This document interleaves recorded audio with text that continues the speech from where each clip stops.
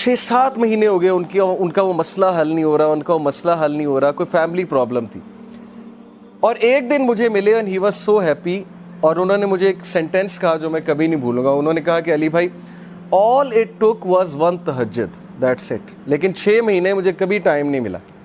मुझे लोगों से मिलने का टाइम मिल गया, मुझे लोगों से कहानियाँ सुनाने का टाइम मिल गया, लोगों की सुनने का टाइम मिल गया, लेकिन तहज्जुद का टाइम नहीं मिल रहा था। ऑल इट टुक वाज 1 तहज्जुद, और मेरा मसला हल हो गया।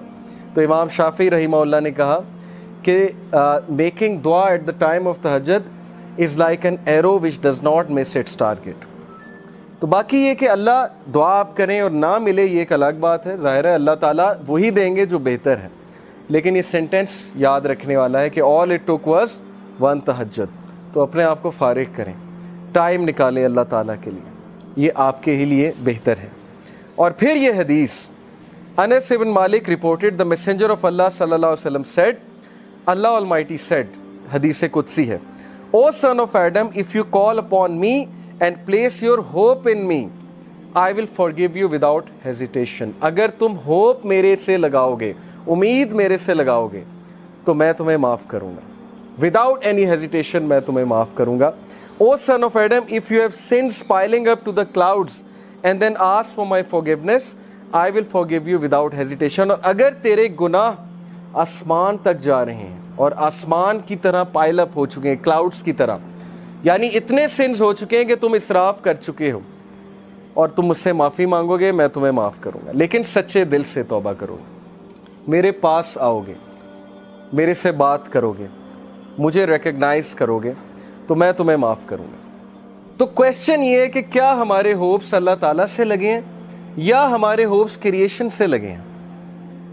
मैं यूथ से बात कर रहा हूँ, मैं हैरान हूँ कि हम एक इंसान के लिए रातें जाग लेते हैं, हम उसके लिए अपने डिसीजंस चेंज कर लेते हैं, कैरियर के जो हमारी लाइन है उसको चेंज कर देते हैं एक इंसान को पाने के लिए, एक इंसान के पीछे दौड़ते हैं, और बाद में हमें कोई ख़ास फ़ायदा भी नहीं मिलता। बाद में हमें जो है वो रिग्रेट होता है कि मैंने इतना कुछ किया और आगे से रिज़ल्ट जो है वो कुछ भी नहीं है।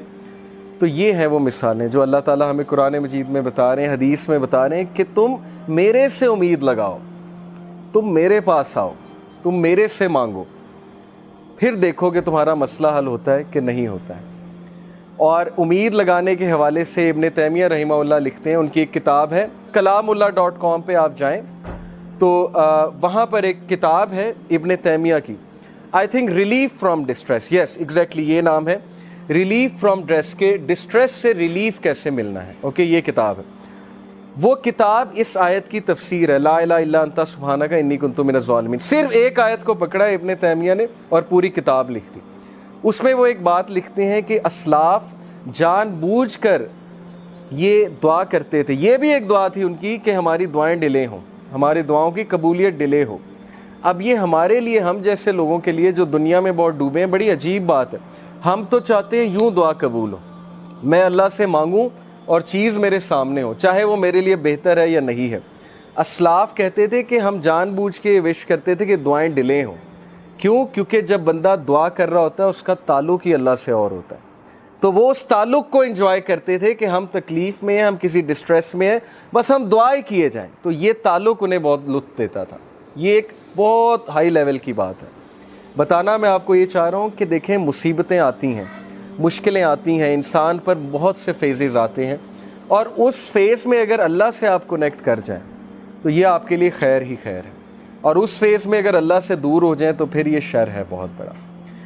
तो अल्लाह ताला कहते हैं कि ए आदम के बच्चे, अगर तेरे सिन्स पाइल अप कर जाएं क्लाउड जितने, तब भी मैं तुझे माफ़ करूँगा अगर तू मुझसे माफ़ी मांगेगा। और फिर अल्लाह ताला ने कहा, O son of Adam, if you come to me with enough sins to fill the earth and then you meet me without associating anything with me, I will come to you with enough forgiveness to fill the earth।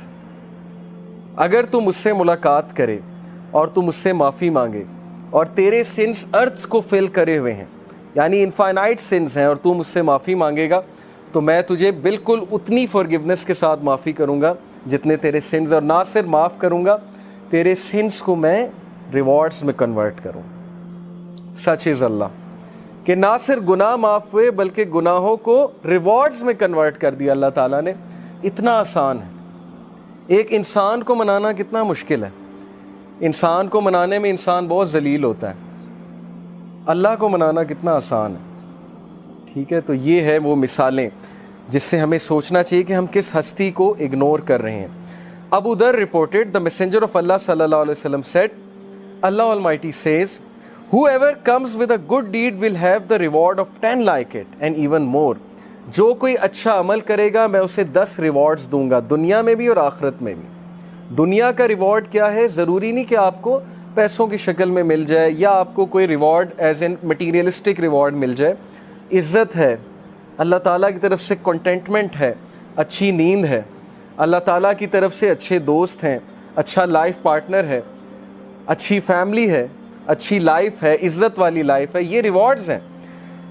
And whoever comes with an evil deed will be recompensed for one evil deed like it or he will be forgiven. और जो गुनाह करेगा तो गुनाह 1 लिखा जाएगा, 10 नहीं लिखे जाएंगे। रिवॉर्ड करे, अच्छा काम करेगा तो 10 लिखे जाएंगे, गुनाह करेगा तो 1 लिखा जाएगा। तो ये अल्लाह की ज़ात है। He is all merciful, compassionate. When Allah subhanahu wa ta'ala created the throne, He wrote over it, verily my compassion overcomes my wrath. बेशक मेरी रहम दिली, मेरा compassion मेरे गुस्से पे हावी है। अल्लाह ताला is all merciful for the creation. तो इसमें मैं आपको एक वाक़या भी सुनाता हूँ कि ये हिलियतुल औलिया एक किताब है, इसमें कुछ वाक़यात सही हैं। तो वन ऑफ द सही इंसिडेंट्स इज़ कि बनी इसराइल का एक शख्स था और उसके बहुत से सिंस थे।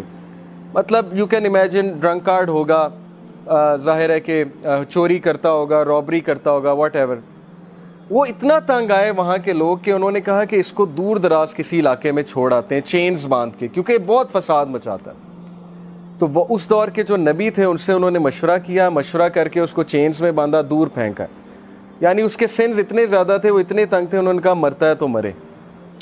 उस बंदे की डेथ हो गई और अल्लाह ताला की तरफ से उस नबी को वही आई और वही में अल्लाह ताला ने कहा कि मेरा एक वली फ़ौत हो गया, तुमने उसे गुस्ल नहीं दिया। और वो नबी इतना हैरान हुए, उनके पैरों तले ज़मीन निकल गई कि ये कौन फ़ौत हो गया, अल्लाह का वली जिसको मैंने गुस्ल नहीं दिया। तो अल्लाह ताला ने कहा वहाँ उस इलाके में जाओ और जाकर देखो। तो जब वो वहाँ पहुँचे अपनी कौम को लेके, इतना हैरान हुए कि ये तो वही बदकार आदमी है जिसने नाक में दम किया हुआ था। तो ये शख्स वली कैसे बन गया? तो अल्लाह ताला ने कहा कि इसने मरने से पहले एक दुआ की थी और वो दुआ मुझे इतनी अजीज़ है, इतनी पसंद आई कि अगर वो दुआ से पूरी इंसानियत को भी बख्शवाना चाहता मैं बख्श देता। और वो दुआ ये थी कि अल्लाह, अगर मुझे माफ़ करने से तेरी इज़्ज़त में कोई कमी नहीं आती तो मुझे माफ़ कर दे, और अगर मुझे सज़ा देने से तेरी इज़्ज़त बढ़ती है तो मुझे सज़ा दे। बहुत ही खूबसूरत वर्ड्स हैं। देखें ना, अल्लाह नोज़ बेस्ट कि कौन अल्लाह से रिपेंट कर ले, किस तरह से रिपेंट कर ले। इसलिए जज नहीं करना चाहिए किसी को, पता नहीं अल्लाह ताला को क्या एक्ट किसी का पसंद आ जाए।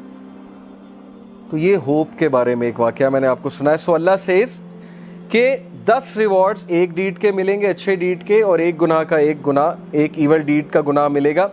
Whoever draws close to me by the length of a hand, I will draw close to him by the length of an arm. ये मेटाफोरिक है, एग्जाम्पल है। तुम एक हाथ के डिस्टेंस से मेरे करीब आओगे, मैं एक आर्म के डिस्टेंस से तुम्हारे करीब आऊँगा। यानी तुम एक स्टेप लोगे, अल्लाह ताला 10 स्टेप्स लेंगे तुम्हारी तरफ। स्टेप लेकर तो देखो, हम स्टेप भी नहीं लेते। और फिर कहा whoever draws close to me by the length of an arm, I will draw close to him by the length of a fathom. यानी वही पैरामीटर तय है कि जो और करीब आएगा मैं उसके 10 टाइम्स और करीब आऊँगा। Whoever comes to me walking, I will come to him running.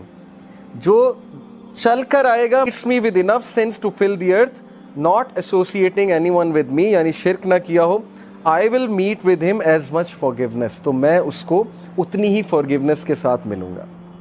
तो ये अल्लाह की ज़ात है कि आप एक स्टेप लेंगे, अल्लाह ताला 10 स्टेप्स लेंगे। आप चल कर आएंगे, अल्लाह ताला दौड़ कर आएंगे, आपको वेलकम करने आएंगे। ओके, इसलिए अल्लाह ताला ये गफलत में कभी ना आइएगा, ना ही इस हमाकत में कभी पड़िएगा कि मेरे गुनाह बहुत ज़्यादा हैं, या अब मैं क्या करूं अल्लाह ताला के पास जाके, हर चीज़ तो हराम है, वो हराम मैं करता हूं। तो स्ट्रेस में आके इंसान अल्लाह से ही बात करना छोड़ देता है, कहता है बस मैंने करना ही हराम है तो छोड़ो, अल्लाह ताला से क्या बात करे। तो ये हमाकत है, ये शैतान का बहुत ज़बरदस्त स्ट्रैटेजी है कि हमें अल्लाह से बदगुमान कर लें, तो बदगुमानी कभी नहीं करनी। और वो हदीस फॉलो करें कि रसूलुल्लाह सल्लल्लाहु अलैहि वसल्लम ने जो फार्मूला बताया कि follow an evil deed by a good deed.